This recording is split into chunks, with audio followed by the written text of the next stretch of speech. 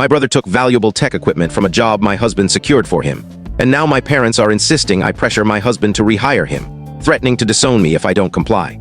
I'm a 34-year-old woman raised in a family where loyalty to relatives was paramount, no matter the cost. My younger brother, Jake, 29, has always been the favorite in my parents' eyes. Growing up, whenever Jake got into trouble, I was expected to sort it out. If he wrecked my bike as a kid, I got scolded for letting him use it, and had to give up my pocket money to cover repairs. If he flunked a class, I was pushed to tutor him daily, even if it meant sacrificing my own hobbies.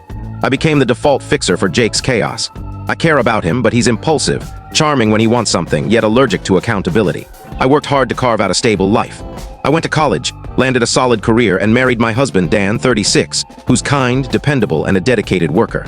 He's been with his company for over 10 years, rising to a managerial role at a mid-sized tech hardware firm. He oversees inventory and logistics for expensive electronic gear and takes his responsibilities seriously, especially when vouching for someone.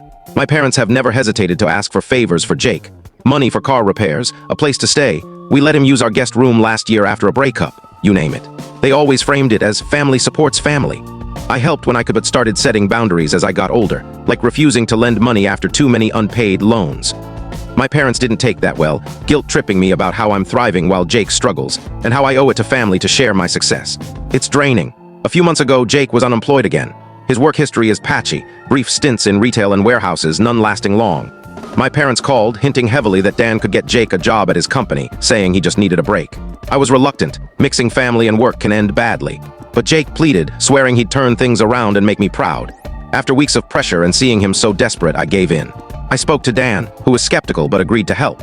He pulled strings to get Jake an entry-level role on his team, managing inventory records and assisting in the warehouse.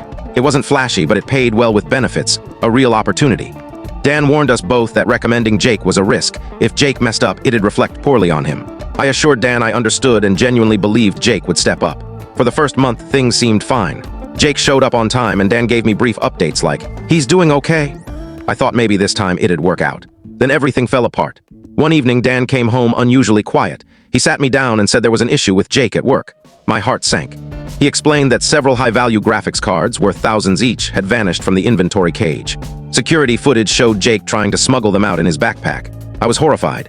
When confronted, Jake first claimed he thought they were defective items being discarded, an obvious lie. Then he admitted he planned to sell them for cash. It was a disaster. The company has a strict no-theft policy, so HR fired Jake immediately and escorted him out. That night, my parents bombarded me with calls. Still reeling, I answered, "Big mistake." They were furious, claiming Jake. I can't tell you the full story in short. To watch the full story, click the related link below.